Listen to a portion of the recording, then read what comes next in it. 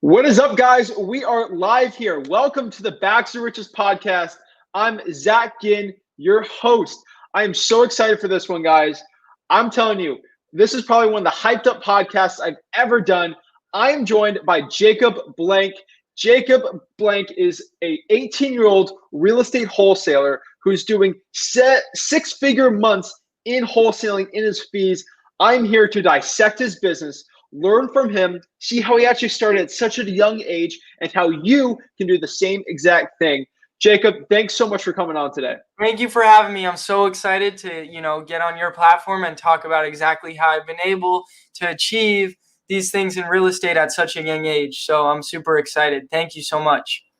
Boom. So we're going straight into it. We're not going to cut any fluff or anything in here. So Jacob, tell me how at such a young age, I think 16 years old, you started real estate wholesaling. Yeah. So at 16, I first got into real estate, right? My real estate background kind of starts when I was 12. My dad's been flipping houses since I was 12. So I'd always go to his job sites and stuff like that and move rock, paint walls, stuff like that for a little bit of money as a kid to help him out, right? So I was around the business from when I was young. But then when I was 16, I saved up all my money from hustling, selling stuff on OfferUp and eBay and saving all my money. I saved up $5,000 and my dad had a deal direct to seller and he thought it would be a great idea for me to partner with him, put $5,000 in on the deal so I had skin in the game. And so that's what I did. I put $5,000 in on the deal. We flipped this house. I literally did everything from toilets to baseboards to painting cabinets, the whole thing, because he wanted me to learn every part of the business, even down to the contractor work. So I did tons of that stuff. Then, we got the deal sold. It took about 4 or 5 months and I doubled my money. So I had $10,000 now. Now I found out about Alex Signs, who started wholesaling at the age of 18. And I was like, oh my gosh, right? This flip took me 5 months, and I could have probably done, 10 to 20 wholesale deals in those 5 months and made, like 5 times the money, right? Because it's a lot easier to do wholesales than it is a flip, and you make about the same amount of money, but you can do a lot more volume. So I started diving into it, right? Watching everything I possibly could on YouTube about wholesaling real estate, which is a great place for anyone to start. YouTube is a great place to learn how to get into this business and really understand the whole thing. So I dived into YouTube. I'm watching tons of videos, staying up till 3 a.m., filling out a notebook with all this information, right? And then I dive into it. I buy a list and I get on the phone and I get Mojo Dialer and I'm calling, 5,000 dials a day, calling homeowners, and I'm getting no after no, no after no. Okay. I got one deal under contract. And it turns out it had horrible foundation issues that the seller was hiding from me. So the deal fell through and I was broken and shot down. Then I decided to take my $10,000 and my dad take his and pay the other half and pay the all-in entrepreneurs for mentorship. So we paid them for mentorship and then boom, we hired a bunch of Filipino cold callers and really just scaled to try to get a ton more leads. And I'm calling leads, talking to homeowners, and finally I got my first deal, which was a $30,000 deal, which is an amazing deal. A lot of people's deals, right, Zach, are like $3,000, $5,000, $6,000 when they first start, right? Their first deal is normally small, but mine was $30,000, and that changed everything, right? I invested all the money back into the business. We went from 2 cold callers to 5, and the rest is history, and I would never look back. And now I've just stuck with the process and stayed true to the process every day since. And now I'm here at my office where I've been able to produce 6-figure months with my business. So that's kind of my story of how I got into this. Well, okay. There's a lot to unpack there. So let's do a rewind here and let's kind of unpack here. So a lot of people are going to ask this. They're going to say, "Hey, Jacob, what was your background? How did you really kind of get started? And what was some of your background that helped fuel you into wholesaling?" Yeah, so I'd been around the business since I was young, which is a huge part of why I got in the business because, anyone can do this business, right? You don't need to have a background or have your father be around the business, right? Because anyone can learn the business. But really what it was because he was doing it, a lot of people think, oh, I'm going to follow in my father's footsteps and do what he was doing. So that's kind of what put the idea in my mind of getting into real estate. And that's kind of what it was. And yeah, that's kind of how I shifted from, going to college and or just waiting till senior year to figure out what I wanted to do with my life and go to college. It shifted to, hey, real estate's not a bad option at all, right? And that's kind of how I got into it originally. Okay. And how long, because everyone's expecting, because they've heard my story, I got my first deal in 4 weeks. How many days from your first, like you say, hey, I'm going to start cold calling until you actually got that first like dispositions check cleared from the title company? I think it was somewhere between 6 to 8 months, somewhere in between there. It's been a while. I can't remember exactly, but I can tell you it was at least over 6 months. And, that's crazy. 4 weeks. It was not easy. It was no after no. And I wasn't just slacking, right? A lot of people try to get into this business and they do 100 calls a day, right? Or something minuscule, or they do it for 2 weeks and then take a break for a week and then get back to it. No, I was grinding every single day for 6 months, and I was staying consistent. So it was a long 6 months. That's how long it took. It was not easy. Wow. So another reason I wanted you on this podcast, because at your age, I was technically wholesaling, but I was in a different rut. You've kind of figured it out pretty quickly. It took me probably 2 years to figure out that you should start hiring people for the cold calling and get more of a team going. I think you having mentorship like that really helped. At your age, when I just turned 18 years old, because you just turned 18, I was in my dorm room cold calling 5 hours a day, which it was a mess. But can you tell me a little bit about how your team's structured and how you kind of delegate things? Because there's no way to do 6-figure months. I know this from a fact by just being a one-man operation. Yeah, no, it would be, it's possible, but, it's going to burn you out for sure if you're trying to do 6 months, 6-figure months by yourself. So my team, right, I have 16 cold callers, and that's basically the marketing we do. We really dive in on cold calling. We really like cold calling. We do a little bit of SMS, but that's it. So 16 cold callers. I have a virtual admin. She's like an assistant. She does a ton of stuff for us, whether it's transaction coordination, sending our deals out, just like, a helping hand with pretty much anything. So that's kind of really helpful when you're doing this much volume to have someone like that. So 16 cold callers, virtual assistant, virtual admin, right? Me, my dad, right, as the owners of the company. Then we have 2 acquisition guys, and that's our team, but we're actually moving to a new office here at the end of this month, and I'm going to be hiring. We want to get up to about 6 acquisition managers so we can start doing, $150,000, $200,000 months. But that's what my team looks like. So yeah, you can't really do it as a one-man show. And really the huge thing I've learned, it's about volume. To be able to put these numbers up on the board, it's about volume, right? Volume of leads, and then it's about 2 things, volume and sales, right? Sales skills, right? You need to fill your pipeline. You need to have a ton of leads. So that's where the 16 cold callers comes from. And then you need the sales skills, right? So we've been learning tons of sales skills and teaching our acquisition guys to become closers so we can, convert all that volume we're bringing in. And that's what our business really looks like. Okay. And so overall, can you give me a structure? So I know your dad's still in the business with you. So what's his role in the company and what's your role in the company, like as of today? Our role, I handle dispositions mainly, and then he handles data, right? So we're kind of intertwined in certain things that won't be intertwined as the future goes on. But mainly, it's different tasks that are split up between us. I'm more the tech guy, but he's very good at data. Because he was a CPA and he's very good at Excel and Microsoft Access and stuff like that. So I do dispositions, I do acquisitions. He also does acquisitions. I'm more on the website building, stuff like that, and SEO, search engine optimization. And he's more on like the data, the KPIs and stuff like that. So that's really Okay. Yeah. So you're big into cold calling. Is there any other marketing channels you started out in real estate wholesaling and that you're doing now that you've found success with? Yeah, no, we started with cold calling and we've seen through with cold calling all the way to this point. And it's a very inexpensive marketing channel that, there's results, but there's definitely a volume thing to it. You're going to need more leads than maybe PPC, right? But, it's been very fruitful for us. at least with our volume of leads. We do SMS. We don't get much return from that. We only SMS niche lists and the pre-foreclosures daily.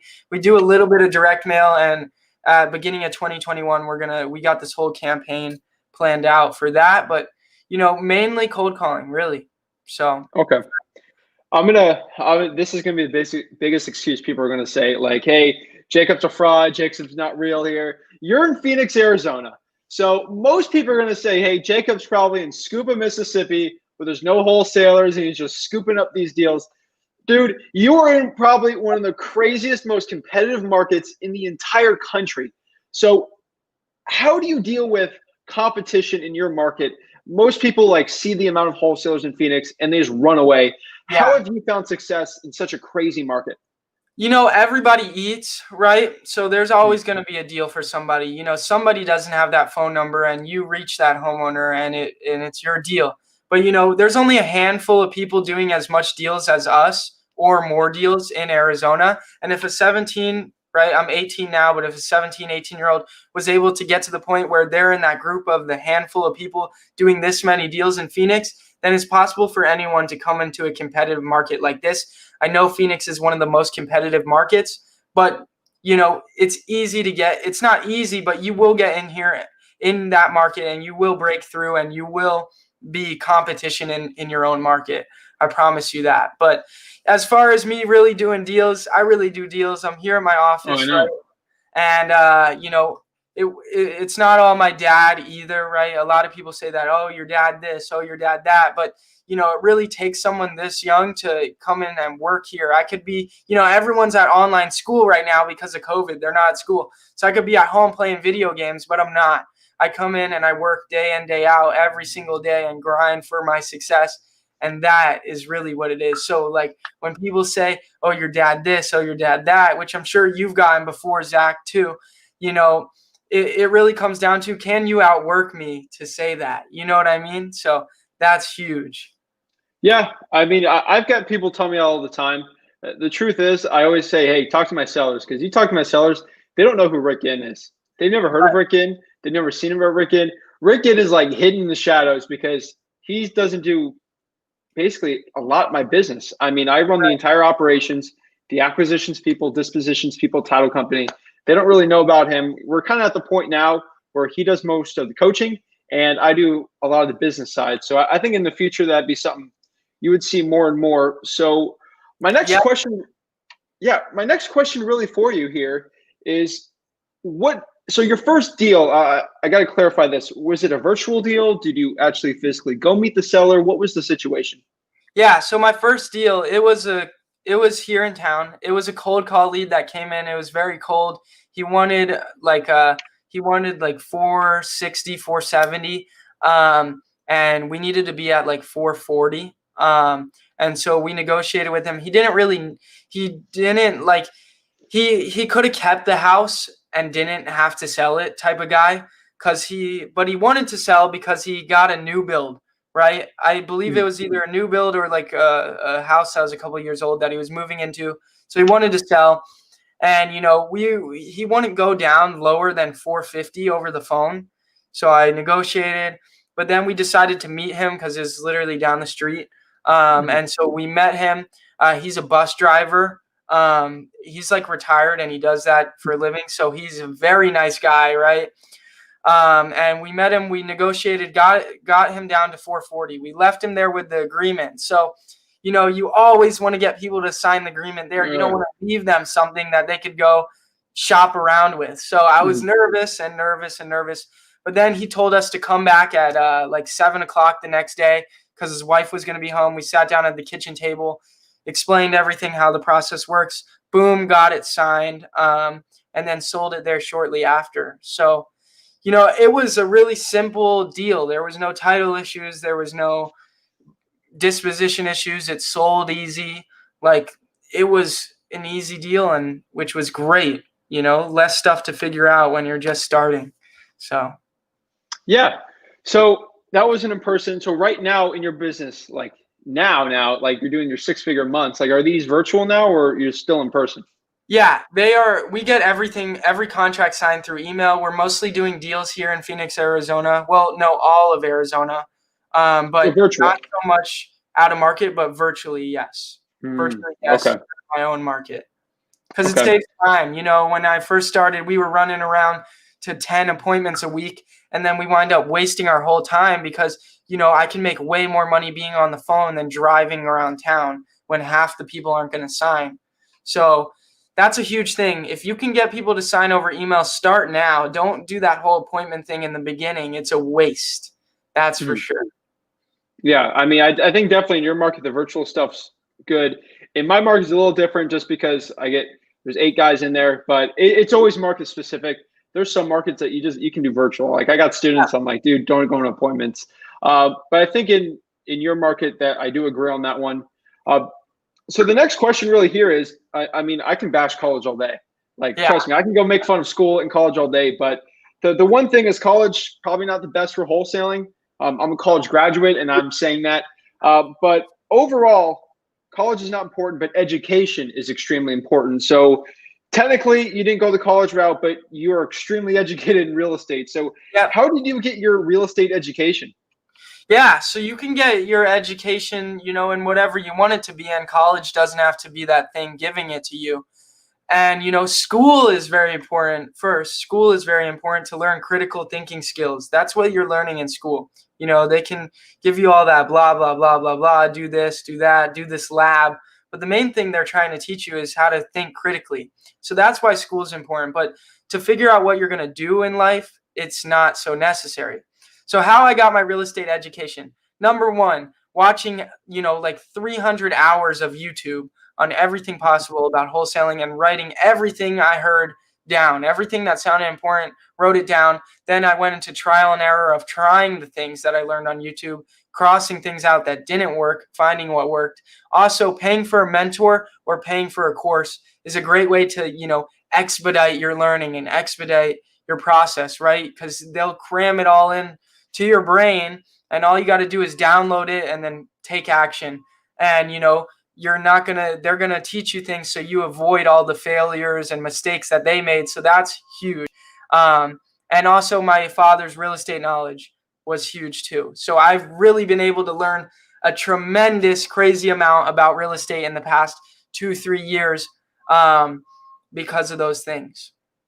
Well, I think, I mean, you hit a home run finding your mentors. So the one thing I got to say is I've had Carlos Reyes, Sal, just those two. I'm getting Alex on soon, but I've had the all-in guys in.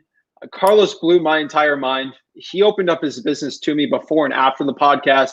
That dude is one of the most legit guys I know. And if you want to hear a story, put a card here up to watch it. But I'm telling you, hearing his story coming from Mexico as a bag boy, kind of like me, through like just going through tunnels and going into America and just destroying it. I mean, Yep. he's such a humble dude. How did you like hit a home run with that mentor? Because most guys, they find a mentor, they take $1,000 and then just go run off and give a stupid little like course. Like, how did you find those guys, and how did they really affect you into the business you have today? Yeah, so this is kind of a longer story. So this is part of my story that I don't always dive into because it's kind of longer. But so basically, when I was getting into that first flip that I did, my dad was in a lawsuit with his old business partner. And it was a lawsuit revolving around a deal that Alex sold my dad, a wholesale deal. And the reason it turned into a lawsuit was because um, his business partner, he had a contract with an assignment contract with Alex to Mhm. buy the deal. And he canceled, right? But they didn't get a formal cancellation in writing.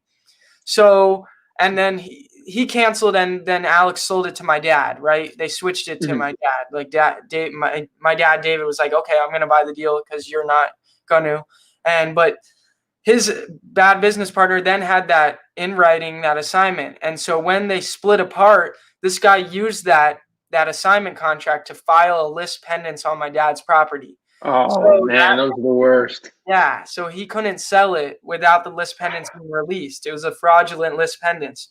So my dad put in, you know, $120,000 into this property, adding 1,500 square foot on the back of it. and doing a full gut remodel. And keep in mind, it was a $500,000 property. So he's losing a lot of money on his loan every month because it's a big loan and he couldn't sell the property. So he's going through this lawsuit, to sum it up, $70,000 in attorney fees later. $70,000 in attorney fees later, my family being destroyed and me helping my family come back together through real estate and through that flip of being with my dad every day to kind of help coach everyone back together and have my family see eye to eye. Got my family back together. We finally got the property sold, got rid of the lawsuit, and we thought, hey, this guy Alex is crushing it, because that's how we heard about him, because he sold the deal to my dad. And so that's how we met them. And I was like, you know what?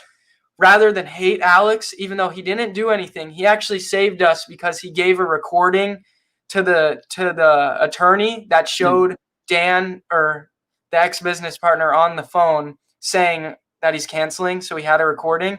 So Alex saved us. And instead of being mad that it took Alex a while to, find the recording and that this happened, that he didn't do a cancellation with the business partner, we decided to, embrace it and learn from him, and now look at us. So that's how I met them. Wow. Longer story, and it's kind of crazy, right? So that's insane. I think a lot of guys watching this are your age too, watching this. So I'm going to just explain something for more advanced audience here. So if someone does a list pendants on your property, it's almost not possible. You're going to have to clear it out, but the title becomes clouded.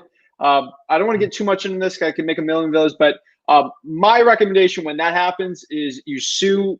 I would sue the partner for, was it title slander? I think it's some legal term, but you could get money for someone doing that. But again, you won't get money. The thing is, the guy doesn't have money and he steals money from everyone in town. I'm not going to say his name, but yeah, we're never going to see the attorney fees, Yeah. So, yes.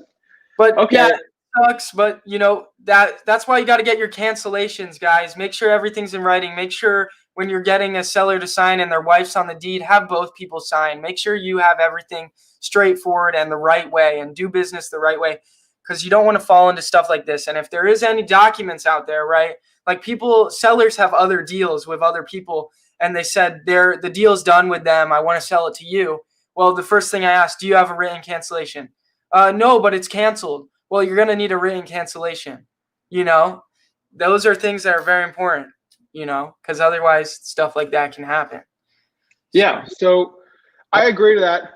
Some more questions I got for you here is, I've lived through this, so I'm not asking these questions. This is really for the audience here, because going through everything at 17, we both experienced the same thing. So I'm going through some questions seem stupid for me. Maybe you're like, of course, but this is something that a lot of people don't know. So here's the first one. Like, I know the answer to this. I did the same exact to you, but let me ask you this question. How do you deal with sellers, let's say 50, 60 years old, that meet you in person and they just brush you off? They're like, is your dad coming? Like, who are you? Are you like the guy's kid? Like, what's going on? What's your response to that? And how do you deal with those kind of people? So in the beginning, it was definitely a lot harder. Like now I can go and it's no big deal. But in the beginning, it was definitely harder. So the sooner you can learn what I'm about to tell you, the sooner that won't be a problem.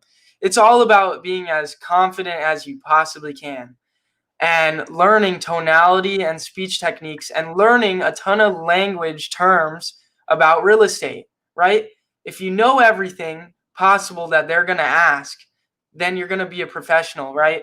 It's not about, you got to have them, Jordan Belfort says this, you need them to have the 3 10s, right? The 3 10s, right?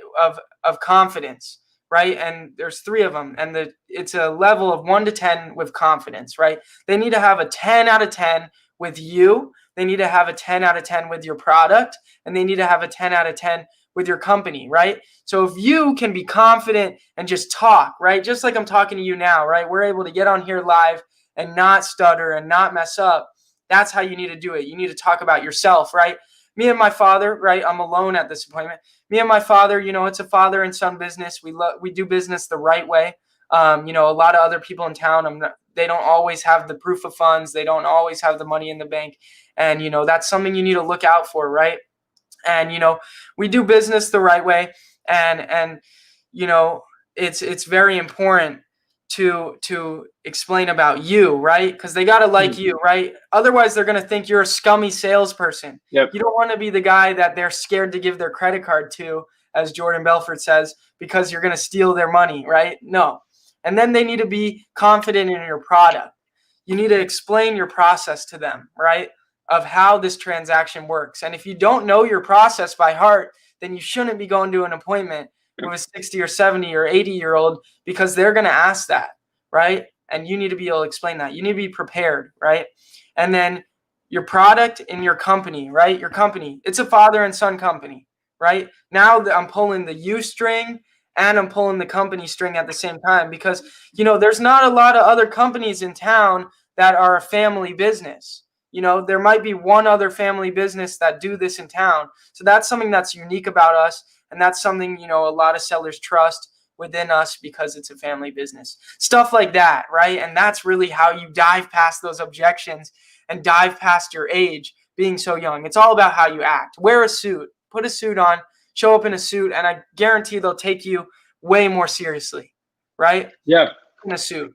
That's as Definitely. easy as it can be too, Definitely. I was just throwing a collared shirt. That's how I am. I didn't have a suit when I was 17. Right. That's my quick secret. But yeah, that's confidence is everything, man. I'm telling you right off the bat. People can smell like BS from a mile away from a person, especially a kid. I remember my first appointment. I was scared. I didn't know a thing about real estate, but I acted like I did, and it changed the game for me. Got my first deal. So I was wondering if like you're confident. Yeah, and the answer it is. They can smell BS from a mile away, right? And you just acted like you knew real estate, right? Act as if. It's huge to act as if, and it's all about confidence, right? And the whole thing too, if you don't know the question that they're asking, like they say, hey, am I going to get a break on taxes? Well, you need to know about that. If they've lived in the property 2 out of the last 5 years, then yes, they will get a break. But say you don't know that back then because you're just starting. Stuff like that, that's a little bit difficult to know when you're a beginner. Just tell them, I'm pretty sure you will, but let me run back to my office and check on that and get back to you, right? You always want to set it up like that, like you're pretty sure, but let me get back to you. And it won't hurt, right? I get crazy questions all the time. I still get stumped. Sometimes it happens. Usually, guys, if you're in a situation where someone like tells you just a great, like I've gotten crazy situations with what is it? It's like payment plans that they get from the title company with like taxes. I always say, hey, that's a question for the title company. That's really not what I'm dealing with. Can you go talk to them about it? That's been a big change for me. But the next question here is, so you're making money in high school. How did you have time in high school to actually do deals? Yep. So another part of my story, before sophomore year, like freshman year, summer, I got super sick with mono, which is like, it's bad. Like it hurts your liver. It makes you really tired, no energy, and you need to get a lot of sleep in order to recover. And I actually got mono like again, like I didn't heal all the way, and then I did too much and got sick again. So like I was really just not doing well health-wise, and I needed to get a lot of sleep. So I was missing first period every day of school. And so we made the decision, let me do online. A few friends of mine were doing online. So I did online, right? And when I was at home doing online, I had so much time, right? And I wasn't about to just, do nothing all day with my life. So originally before this real estate stuff, I would roll over in the morning, grab my computer, and just knock out my school in like 1-2 hours. And then I'd go and I'd sell stuff on OfferUp. And I scaled my whole, you want me to talk about that a little bit? How they can get money in order to start? So I scaled a whole other business of just using OfferUp and eBay. Basically, I found everything in my parents' house that my family was not using, and I asked if I could sell it. Sold all that stuff. Then I went to my grandma's house, found everything she didn't need, sold all that stuff on OfferUp. Then she had a handyman that does all her garden and all that type of stuff, her pool and all that. This handyman works in all these elderly communities, and they give him all this free stuff that they don't want anymore. So he had a garage full of like junk, and he didn't have the time to sell it, but he wanted to clean up his garage. So I'm like, I will partner with you, and I'll sell all the stuff, and we'll split it 50-50. Sold a ton of stuff for him. Then I partnered with my friends because, everyone has Legos and toys and stuff from when they were a kid that they don't use anymore. I'll sell your stuff. We'll split it 50-50. And so I scaled a business, right? Instead of just making a few bucks selling a few things, I scaled a business using OfferUp. And so that's what I was doing with my free time originally when I did online school. And then I decided to jump into real estate because there was way more opportunity and way more money with this. And fortunately, I had a free schedule because of online school.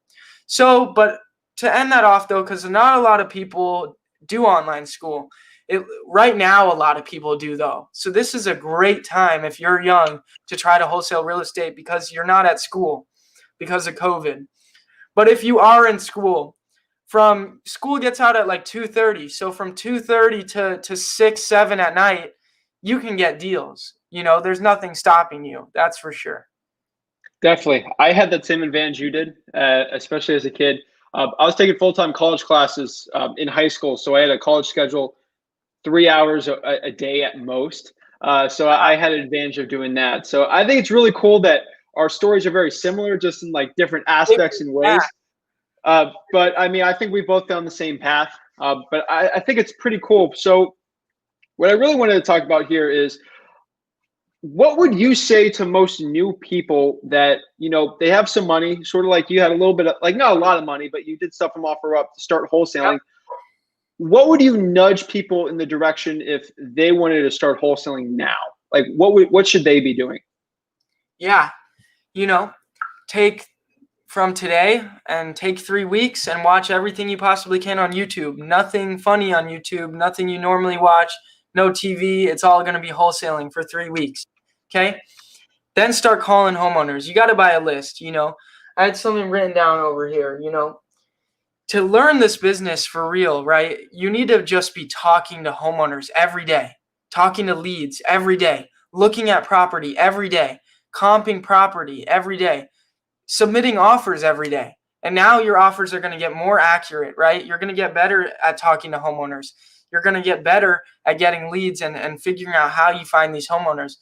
So really what you need to do first is really understand the concept of wholesaling real estate. And you can do that for free by watching everything on YouTube. If you want things to be laid out for you from A to Z, so it's simple to just learn it in an organized format, buy a course, right? But then you need to dive into taking action right after that and really get that hands-on experience, which is most important because you really learn hands-on, right? College isn't hands-on learning, but when you go and intern for a company, that type of learning gets you a lot farther. Hands-on learning is huge. So that's how I'd start. I mean, everybody wants this game plan and all that, but really you need to understand wholesaling real estate and all these different aspects of it originally to really get going. Okay. And so beginning, you were just cold calling on the Mojo like crazy. So what was your schedule Mojo dialing like as a solopreneur? Yeah, I think what I was doing, I was building like systems and processes for when my leads came in and kind of working on, like, I was ordering bandit signs and stuff like that, kind of trying different things out, which people do in the beginning. And so I was calling for 3 or 4 hours every day. And so was David. Like, we were both calling because he thought it would be good to start calling ourselves, which it is good to start calling yourselves. If you hire cold callers right away, then you're not going to know how to talk to sellers. So that's what I was doing when I started. I was looking into things like ordering bandit signs. I was ordering shirts, company shirts. So when we went out to the appointments, I looked professional, right? I looked like I had a company, business cards. These are the little things you want to do when you first start. And that's what I was doing, kind of figuring out exactly which road would work to get me a deal, Yeah, definitely. I mean, I think I say it again. Cold calling is probably one of the best ways to get started in real estate, especially when a teenager asks me that. I hands down always say it. They always say, "Hey, Zach, like, what script do I use? What script do I use?" If you go to the link below, scroll and flipwithrick.com/cold call. That's the free cold calling scripts. But those are my scripts. Would you mind asking? I don't want to put you on the spot here, but what was your go-to like script back in the day for cold calling, like outbound on the Mojo? Yeah. So number one, you don't want to use their name because your data could be wrong. Don't use their name. Just start. Hey, this is Jacob from Make Sense Offers. We're calling today to reach out to see if you'd consider receiving a cash offer for your property. Or you can start it like this. Hey, this is Jacob from Make Sense Offers. I'm just calling today to share the idea with you of how I can give you money, right? Share the idea with them of how I can give you money. That's really how to grab them. But mainly when you're calling people, these are the important things. People want to know who and why right away. Otherwise, they're going to hang up on you, right? You got like 5 seconds. They want to know who and why, right? If you call them, I'm like, hey, this is Jacob from Make Sense Offers. How you doing? Why? What do you want? Right? So, hey, this is Jacob from Make Sense Offers. I'm calling to see if you would consider a cash offer for your property, right? I told them who I am and why I'm calling. They want to know why right away, right? If they say, yeah, I'd be open to receiving a cash offer, great. Great. I just need to collect some simple information from you about the property. That way I can give you an educated offer. Then you want to ask them stuff like this. What countertops do you have? What color are your cabinets? Have you painted them? Have you stained them? What flooring do you have? Oh, you have tile. What size are those tiles, right? Have you done any recent remodeling in the past 3 years? How old is your AC unit? How old is your roof, right? And what's your timeline? Timeline is huge, right? Their timeline could be a year, and that's not really a motivated seller, right? What's the reason you want to sell? Oh, my husband passed away. That's a hot lead, right? Oh, I'd be open to receiving. I just kind of want to hear an offer, not as hot of a lead, warm or cold. So reason, timeline, huge. Collect your information on condition, right? But when you're calling yourself too, you're not just collecting the information and giving it and submitting it to your leads, right? You're going to actually try to close the deal right then and there. So after you get this information from them, you want to make sure you're running your numbers, right? You want to pull up their property on whatever you're using to run your numbers before you even ask them about the condition. That way you can start looking at comparables and stuff like that while you're collecting about the condition. So that way you're not stuttering and you're not wasting their time. Now, one more thing too, because people want to know why you're calling and who you are right away. It's huge when you're following up on leads. Say you're not doing I'm just cold and you're following up on a leads. What you want to do is, hey, this is Jacob from Make Sense Offers. You spoke to one of my associates about an offer for your property, and I'm calling to give you the offer. Do you have a second? Do you have a second, right? I'm not asking for a minute. I'm not asking for, do you have 5 minutes? Do you have, right? I'm asking for a second. People don't want to talk to you. They're busy. People are living a busy life. They don't want to pick up the phone and listen to you, right? So set the standard that you're only asking for a second. Can you give me a second? And that's huge too. So those are my tips about cold calling and opening your call for sure. That took me hours and like hundreds of hours to figure that stuff out just in one, 2 minutes you just said that? It's the hundreds of hours. It's the tiniest little thing too. It's the first 10 seconds of the call that matter the most, Okay. So and can you walk someone extremely new? Like let's strip let's say I don't know a thing about like real estate. Let's say you cold call and you get a guy that says, hey, I lost my job. I got a lot of equity in this property. I just gotta get out of here. I got a free house over in Buffalo, New York. I gotta go. What do you do like if you're really new and you get this like unicorn deal? Like what's the process that you would like guide them through to get that first deal? Yeah, I'm getting this question a lot recently because of the TikTok stuff, because it's kind of younger, entry level people on there that are completely green, right? So you get this contract signed. First, you're going to need the address, right? You're going to need your company or your name and the seller's name. And after your name, you're going to need and or assigns on your contract, right? Buyer, Jacob Blank, and or assigns. Now that will let you reassign it, okay? You're going to get this contract, okay? You're going to get this purchase contract. I always put $100 earnest money. If they ask for more, if it's a really good deal, I'll give them more money. It is refundable if you cancel. So if you're just starting, remember, you can get your money back if you can't sell the deal.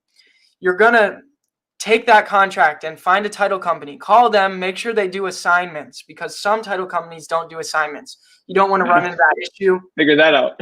or you're down at the clothesline, right? There's a day left to close, and then they tell you we don't do assignments. You want to make sure this title company does assignments.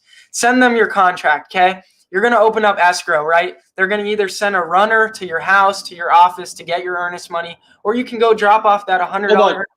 What is earnest money? For the people that don't know what that is. Okay, any piece of paper, right? A contract is just a piece of paper. It doesn't mean anything unless there's money, consideration of a contract. If there's no money on a contract, it is just paper. If there's no date on a contract, it is just paper, okay? Because there's no close date. It's an infinity contract. There's no set time for this transaction to take place. So earnest money is consideration of a contract, okay? And for our standpoint as wholesalers, we try to put as little money as possible. But when you're buying a house, for example, and they want a big deposit of earnest money, if you're a cash buyer, you're going to be putting down $3,000 to $5,000 minimum earnest money, and that's more like a down payment, sort of. It's consideration that you're going to go through with the deal, okay? So you get this contract, right? The title company is either going to send you a runner, or you're going to go drop off that earnest money check at title. Now they are going to open up escrow, and they're going to do a title search. They're going to search to make sure the property has a clean title, right? That there's no judgments or liens against the property, because your buyer is going to want a clean title, and you don't want to be involved in a transaction with a messed up title, because you're asking for trouble. Okay, so they're going to run that title search. They're going to open up escrow, okay? Now you're going to take that contract. Well, first you're going to go get pictures of the property. You can either send someone out if it's not in your market off of like We Go Look, or find someone on Craigslist or whatever. Get pictures of the property. Now you're going to go and put those pictures in like a Dropbox folder or a Drive folder. And now you're going to create your whole little ad, right? Starting asking price, right? Estimated ARV, living square footage, lot square footage, right? And the address, right? And the link for the pictures. And now you're going to start sending this out in real estate Facebook groups, on Craigslist, stuff like that. Ask people if they know buyers. Find a good wholesaler in your market like me or Zach, and see, hey, I got my first deal. Can you help me sell it, right?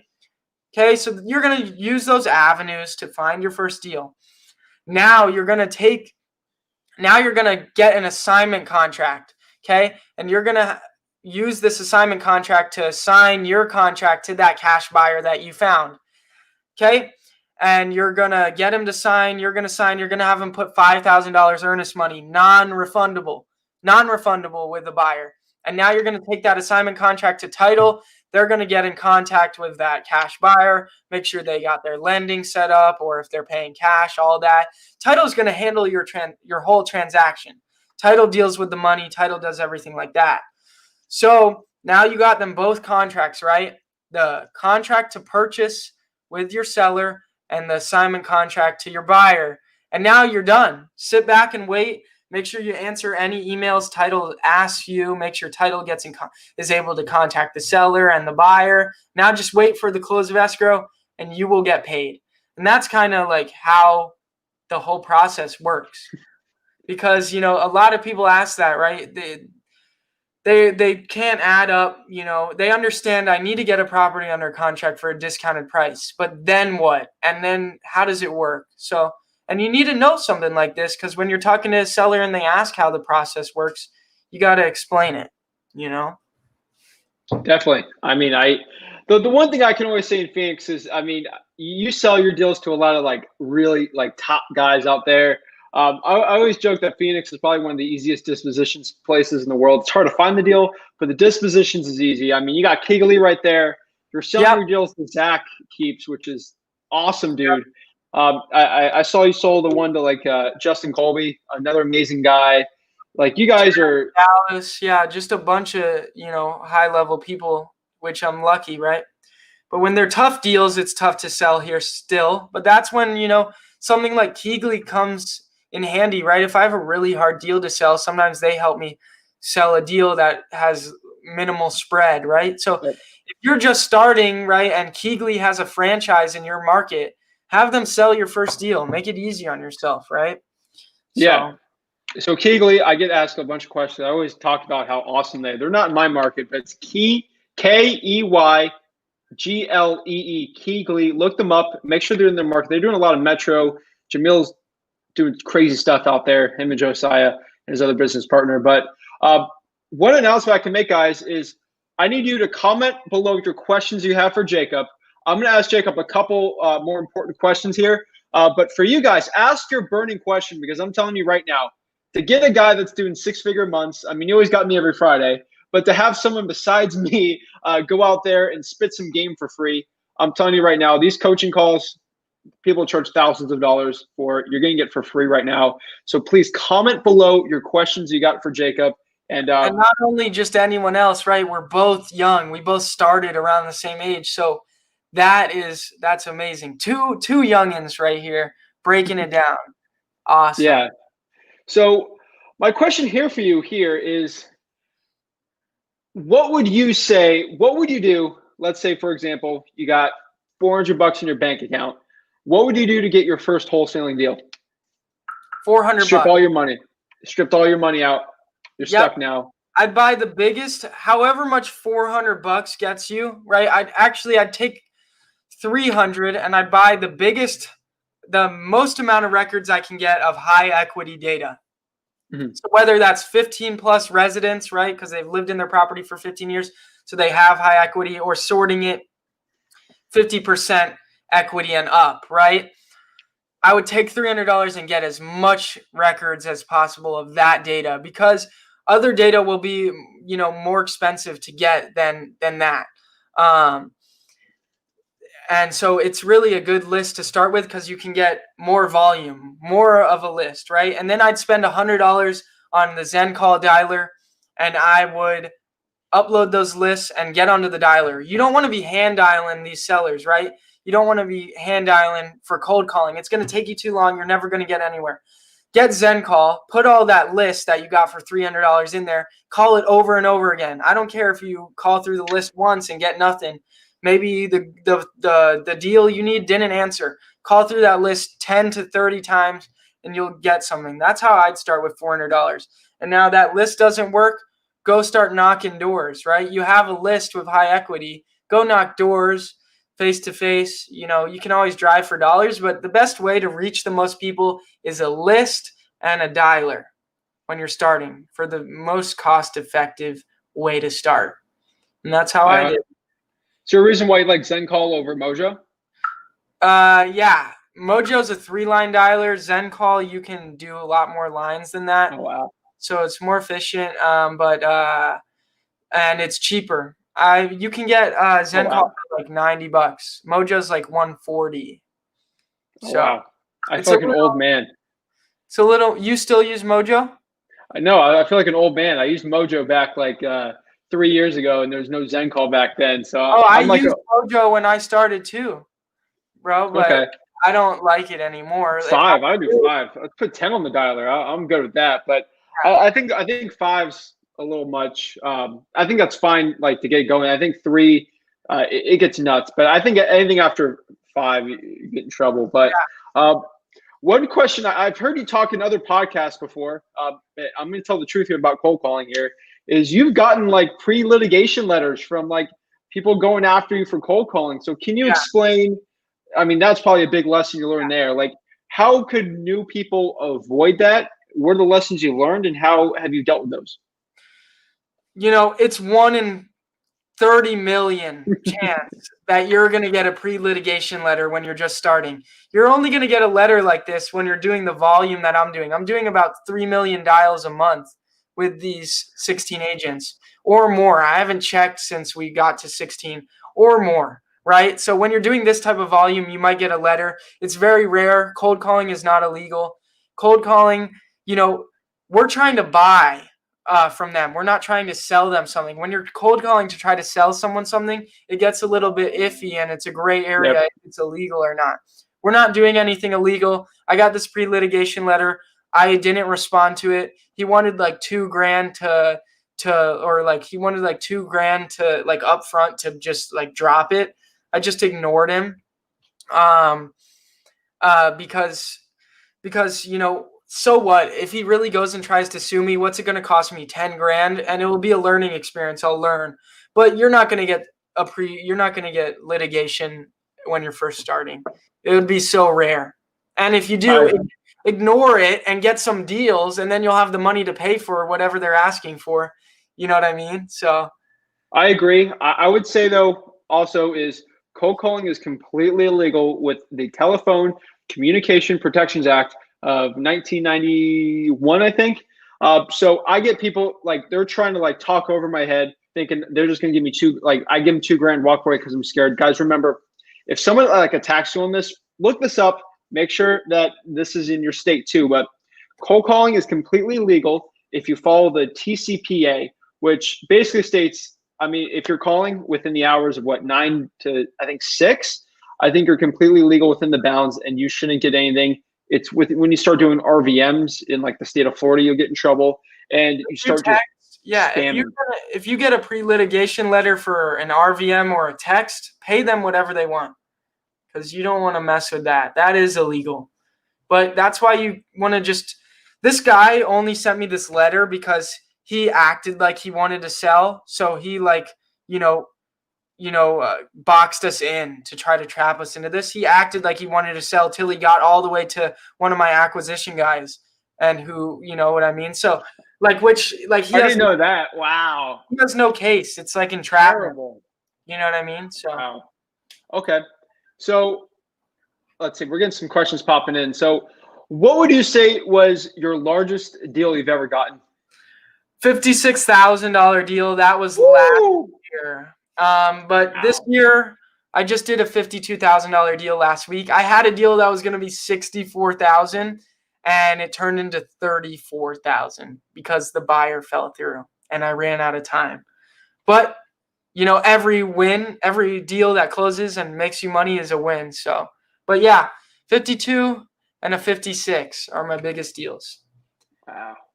That's impressive. So let's pop up some comments here. Let's help the people out. Let's give them what they want here. So Randy asks, what is your seller follow-up process, and what are some KPIs on your cold calling?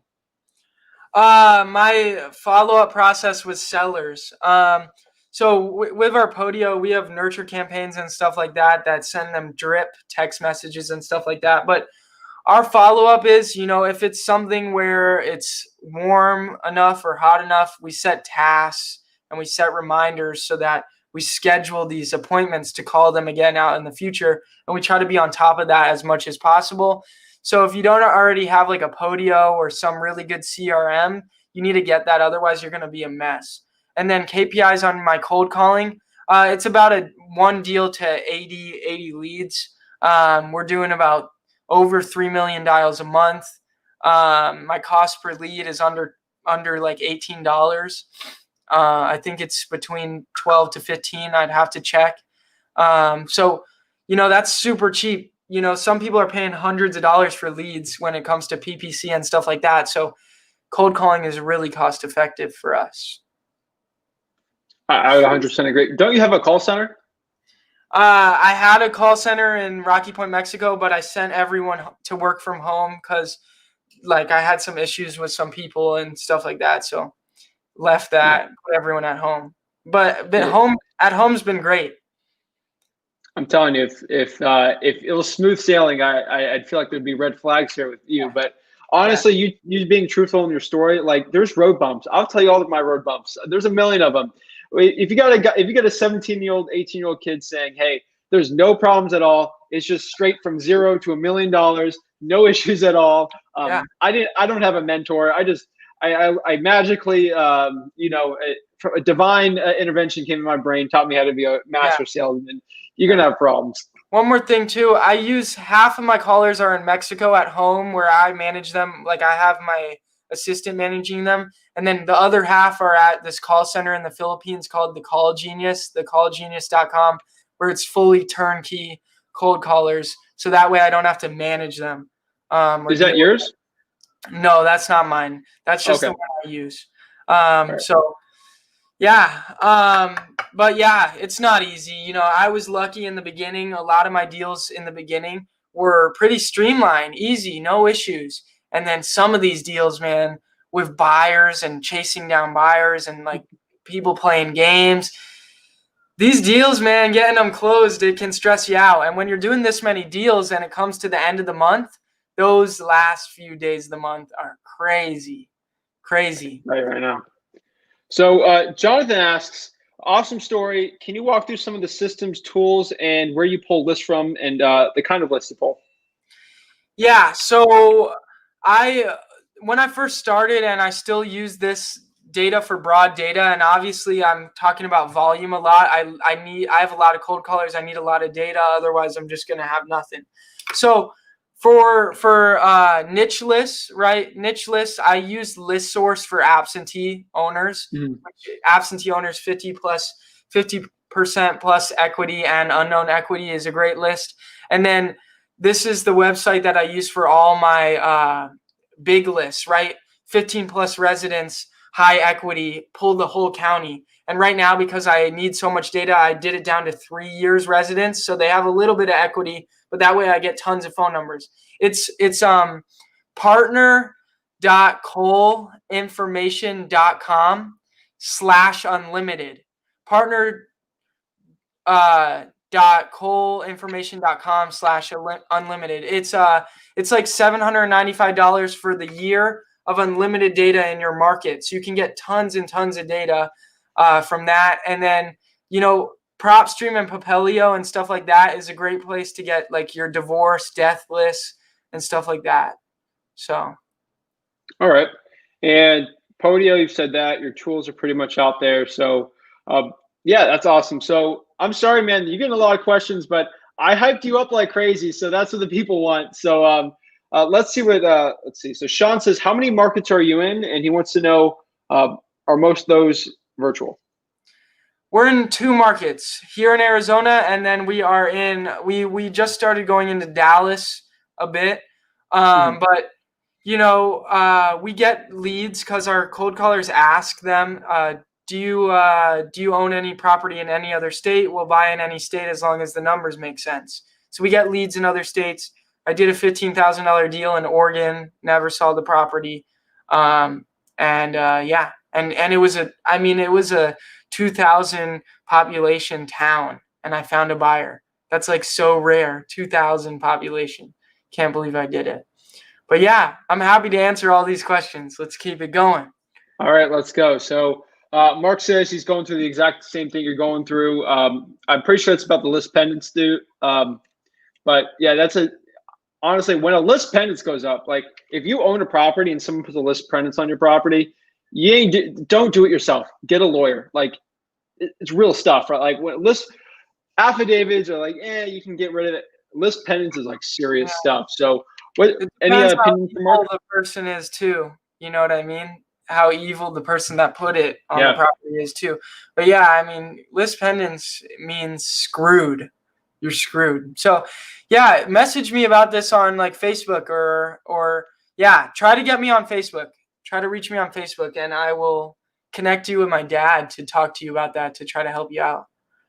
Yeah, again, laws are different. Arizona is a different type of state, judicial versus non-judicial. So list pendants and mine's a little different. You can kind of go after some a little more in Florida, but depending on your state, man. So next question here. Jack says, Zach, when are you going to grow the beard out? I ain't growing the beard out. I'm sorry. My sellers, I don't think they like the beard. So I'm getting pretty good deals right now. Jacob, when are you going to grow your beard? I wish I could grow a full beard. I'm waiting for the day. So. It'll come.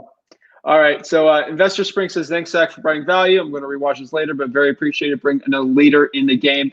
Thank you so much. I truly appreciate it. You guys supporting me, supporting Jacob means the world.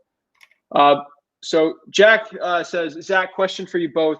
Should you consider hiring VAs after the first year of cold calling? Do you think cold calling is oversaturated in the Arizona market? What's your opinion? I'll step back on cold calling a lot, actually, here in Arizona for a bit. So, it's amazing right now. And I didn't get a deal cold calling myself, but I only cold called myself for like 2 months. And then I hired 2 cold callers, 2 VAs, and I got my first deal. I recommend if you have the budget, hire at least 2 cold callers in the beginning for sure. But cold calling saturated, everything's saturated, you know? Yeah, I would 100% agree. If you feel like your thing's saturated, I would definitely get into more niche lists: code violations, water shutoff, absentee, divorce lists. If you're feeling your results aren't there, it might not be the cold calling. It actually might be the list. So same question, kind of from the same guy. Jack, do you feel like the market for wholesaling will be oversaturated during these COVID times with everyone trying to get in it? I'm going to flip that question on you, Jacob. Are you desperate for deals right now? Or are you doing no deals since COVID happened? No. In the beginning, sellers were scared to sell, and it was a little bit difficult to get deals. But no, we're getting deals, and oversaturated with everyone trying to get in. Yeah, everyone's trying to wholesale, right? And we're trying to teach everyone how to wholesale. But one out of every 50 people are going to work at maybe not 50, but 1 out of 30 people are going to work as hard as they need to in order to actually make it happen, right? That's 1 out of 100. Everyone can learn this, but really it takes a lot of work. It looks like everyone can understand the concept of wholesaling real estate. It's really easy to understand. It's not, you get a house under contract for a discounted price, sell your contract. But behind it, there's a lot of hard work that goes into it, and not everyone is ready or willing to commit and do that much work. So I don't think it will ever be too oversaturated. I think we're good. I agree. And if your market's too saturated, you live in LA, like New York City and Manhattan, go virtual. That's the only thing I can say to that. I've been fine in my market, which is like the capital of wholesaling real estate, Phoenix, Arizona. So, All right. And Eddie asks, yep. I also feel like people, when they first start, they're so worried about picking their market. They're so worried about, is this market too saturated? Just contact homeowners, in your own back door, right? Contact homeowners in your own backyard, right? So I agree. I always say, unless you're on the Manhattan Island, you're good. Or San Francisco, but that's another story. Or the middle of nowhere. All right. So Eddie says, how do you dispo your deals? I dispo my deals. I text blast them and I email blast them. I use Active Campaign for email blast. Active Campaign is a good email blasting because I know a lot of people get this list, and like a lot of the email blast services won't let you upload a list because they say these people weren't subscribed or where did they come from. You got to show proof. Active Campaign is a little bit more lenient on that. So I text blast, I email blast.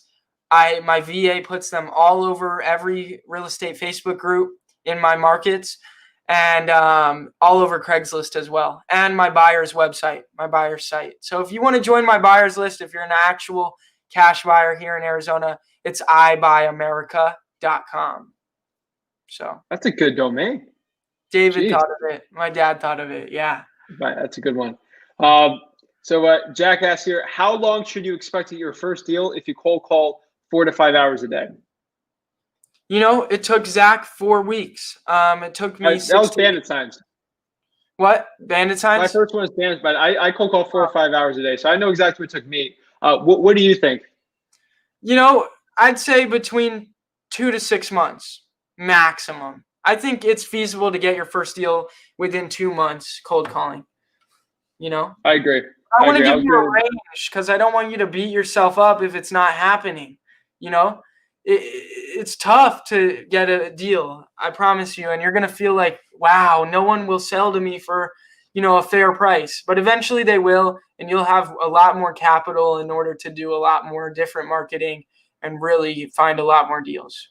What do you think about that, though? I got my first cold calling deal. So I got really into bandit signs, and then they banned bandit signs for me because I did like 100 a week. So I started cold calling in my college dorm room because I wasn't in my market anymore. It took me about a month and a half to get the first deal. And then after that, I was ramping up about usually a deal or two a month after that. But I got a lot better. So my skills just skyrocketed from there. So if you're doing 4 to 5 hours a day, give yourself 3 months, I would say. And if you actually do that, if you actually physically will cold call 5 hours a day and you have enough like phone numbers you're doing that, it's almost, I would say it's impossible not to get a deal. So that's what I Just have to say on depends that. how bad you want it, man. It could take, 2 months. It could take 5 months, 6 months, 8 months, but you stick to the process and eventually wholesaling real estate will change your life. I agree. And Mike Smith says, do you own any rentals? I do not own any rentals. I own properties on seller financing where I get paid every month, but it's land. I own land where I sold the land seller financing, so I get paid every month. Awesome. And another follow-up question for you, because I mean, you're doing pretty well. What do you do with the money that you make? Does it just sit in a bank account? Like how are you making money on your money? Yeah, so my money, I use it right now. I have 2 flips going on. I have, over $170,000 in flips right now. So that is giving me a return on my money, right? And then, you don't want to, I keep my money not in a debit card account, right? It's in a money marketing account. So I'm getting some interest, right? I have a few stocks that I invest in, but I'm not too into stocks. I'm going to buy a ton of rental properties too, to get back to that. When the market crashes too, I'm going to really try to capitalize on that. But yeah, as far as my money, I save my money. I don't buy stupid things. At the end of this year, I might reward myself with something, nice, but for all my hard work. But I'm a really good saver, and that's how you want to be, because, it's for the long-term game, not just get rich quick. I'm playing this long, I agree. So Anthony says, do you use direct mail? Do you use letters or postcards? When I do direct mail, you can try either way. I like going with postcards. So are you using it right now in your business? Yeah, we did a campaign, but we're about to do another campaign, either closer to the end of this year or the beginning of next year, on some secret lists that I have that I don't want to share. Boom. Yeah. So direct mail is big on me. So let's see. Tom wants to know, do you sometimes do double close deals? Yeah, say, what deal have I double closed? I mean, I think we've double closed one deal, and it wasn't even for the reason that we were making too much money. But if, say, you're making over like 45,000 double close, but like it depends on your seller too. If they're not going to know, like if they're just read your seller and read the type of person they are, and decide if it's smart to do a double close or not, to hide how much you're making. But you can always tell them I partnered with him and he put the remodel cost in escrow, and now your assignment fee is hidden by a remodel cost in escrow. You know what I mean? Just, which doesn't make any sense, logically, but to them, they won't understand. Little white lies, right? Don't lie, but bend the truth just barely, because you help them have an easy sale for their property. You help them solve their problems. And so if you got to bend the truth just a bit to keep it a smooth process, that's what you got to do, I agree. I would say that too. White lie, I probably wouldn't. I mean, all my deals I basically buy and then we just put it back on the market. We wholesale it, just kind of like what you're doing. So during those situations, like it's like I'm just buying cash, like it's right there on the HUD. When you're wholesaling though, I remember you don't lie, but you want to keep everyone happy, right? So say what you got to say. Title company, in my opinion. What'd you say? It's the title company. I've had title companies before call my seller and say, hey, let you know the closing's here. Zach Ginn, he's having a $50,000 assignment on there. And she's like, what? No way. No, and that never it's a bad title company. It's a bad title company. Yeah. I've saved the deal. We actually had a close on that deal. But using the right title company, if you get a bad one, it's bad. And the seller's never going to find out how much you're making unless they know how to really read a HUD and care. Most of the time they don't. They're signing and they want to get their money and they're excited. The only way to see your assignment is reading the HUD. It's very rare for them to read it. And if they do and they say, what's this? Just keep everyone happy. My partner that I partnered with on the deal, right? he put the remodel cost in escrow. Just keep people happy, right? Smooth 100%. process.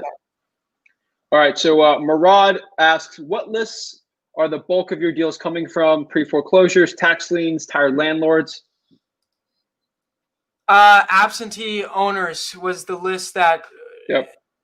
that got my, it skyrocketed me in the beginning.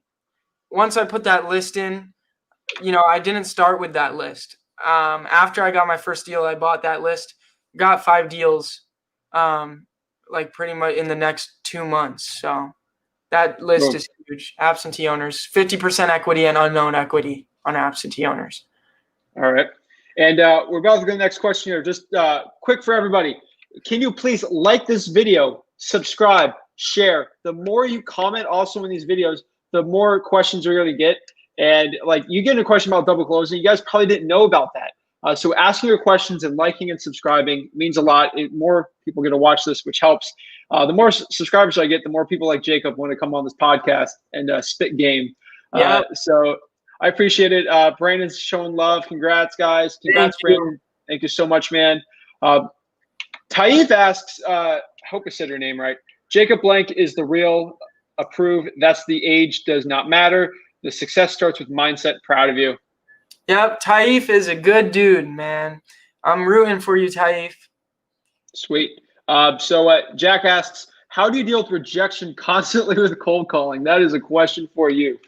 This is how to deal with rejection. Count your no's. Count your no's. Write down, create a tally. Count your no's, because a certain amount of no's will get you to a yes, and that's how you deal with it. Don't worry about the no's. Count them, but don't worry about it. That's I agree. Jack, if you ever watch anything from Brent Daniels, he's over there in Phoenix too. He was on my podcast. He blew my mind. I don't know if he created this concept, but think about this. This shifted my mind with cold calling a lot when I was like 18. He had a podcast that talked about it. Think about how much money you make. So Jacob, how much money does it usually take you for, let's say, 10,000 cold calls? Like how many cold calls for a deal for you? It's like one. So Yeah. when you're gonna get leads, right? It's about 1 deal to 80 leads. So count your leads, right? And eventually you'll feel, hey, I'm getting closer. I'm getting closer. I'd say you're looking to get a deal between 80 to 120 leads. So I agree. A good metric to go off of for that. I agree. So usually, let's say, for example, it'll take you 5,000 cold calls to get a deal. And let's say make like, $25,000. You'll know, like, for example, for me, I looked at my stats. That's if you use a VA. If you did it yourself, you're probably most likely making $40 a phone call.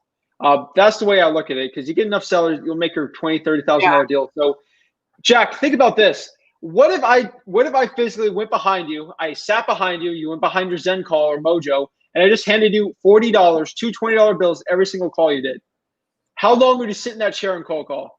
You would be going like 25 hours. Like you would not stop. You would be like David Goggins of cold calling. Go, go, go, go, go. You got to think it like that. That's what got me so motivated, going like 5 hours a day. I was just thinking someone was handing me $40 bills. I got my $20,000 check, changed everything. So that's a good way to think about that.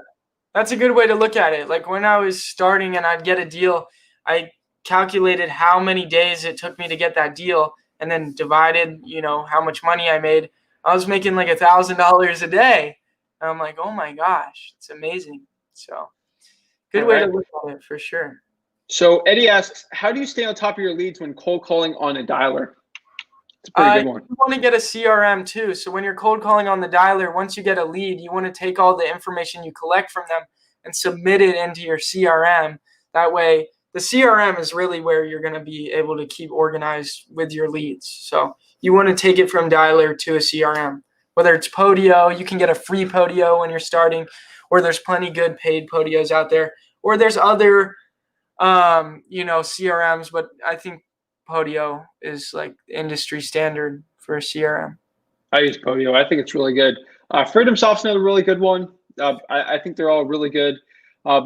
I don't know this question. Eddie asks again, what are the dispositions buttons you use for your dialer? I don't understand that. Yeah.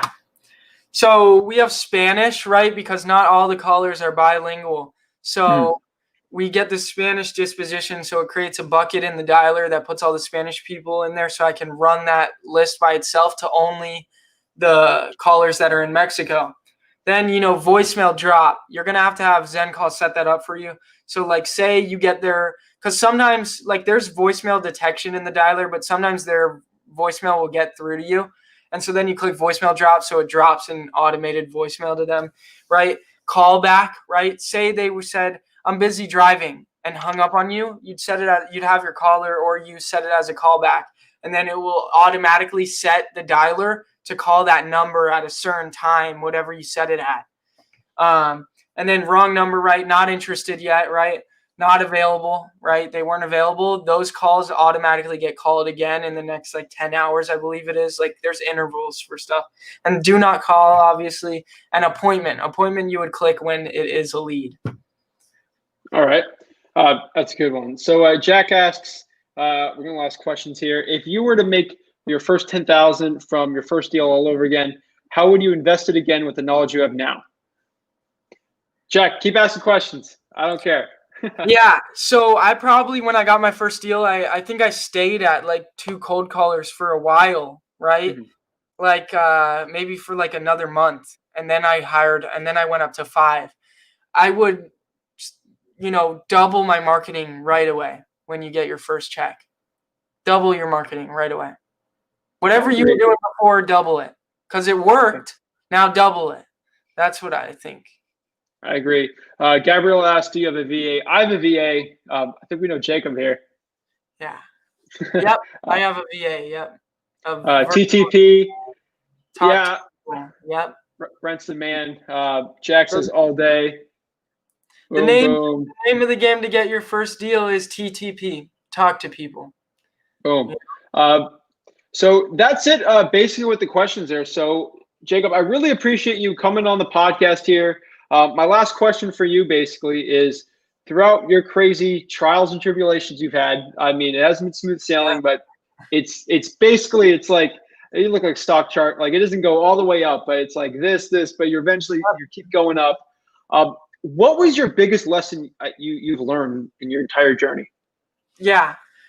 My biggest lesson was, the deal, because in the beginning, you could ruin your whole career doing this by getting ahead of yourself and counting your money before the deal's closed, right? Because say you lock up a deal under contract and you think you have this buyer, but then the buyer doesn't perform and your deal falls apart and you've been counting your money, right, in the beginning.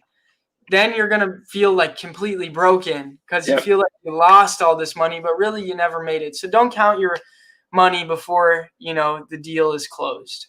I'd say that. And get more eyes on your deals too when you send them out. That way you don't undersell your deals. Make sure you get more eyes on your properties. I agree. Jacob, thank you so much for coming on the podcast here. You have a really good podcast too with Leo, Line of Influence. That guy's crazy too. Crazy in a good way. He's motivation galore. We're all young. So can you talk about your podcast and your YouTube channel? Because I've been a subscriber for over there, and I think you're giving you're spitting game. Yep. So my podcast, we do a little something like this, right? We're young, just like Zach. Leo is 20. Zach, you're 21, right? Yep. And I'm 18. So Leo's 20, I'm 18. We created this movement, this community called Millennial Motivate. It's a Facebook group. You can go join it. It's just Millennial Motivate on Facebook. It's a community of like-minded individuals. You don't have to be a millennial, but it's kind of a group where entrepreneurs in any business can get together to kind of support each other and give each other high-level skills. And we run a podcast like this once a month. And in 2021, we will be doing it twice a month, where we bring other high-level people on the podcast and interview them, as well as sometimes it's just me and Leo chopping it up. But just like what Zach does, we do something exactly like this and interview high-level people and try to give value to everyone. So if you're looking for more educational content and a good place to collaborate with other people in business, Millennial Motivate on Facebook. And then if you're getting into this business, I post 2 YouTube videos a week. I'm just Jacob Blank on YouTube. I post 2 YouTube videos a week. Most of the videos are educational, me teaching you different things and me breaking down deals. So it's a great place for you to learn. It is Jacob Blank on YouTube. And, the other place is just Instagram. DM me on Instagram if you want to try to reach me. I try to get through my DMs, but it's tough. There's a lot of people messaging me, but that's a good place to reach me too. Boom. Thank you so much, Jacob. I really appreciate it. And hopefully next year we can talk about how you're doing 7-figure months. Yeah, 7-figure months. Thank you, Zach, for having me on. I really appreciate it.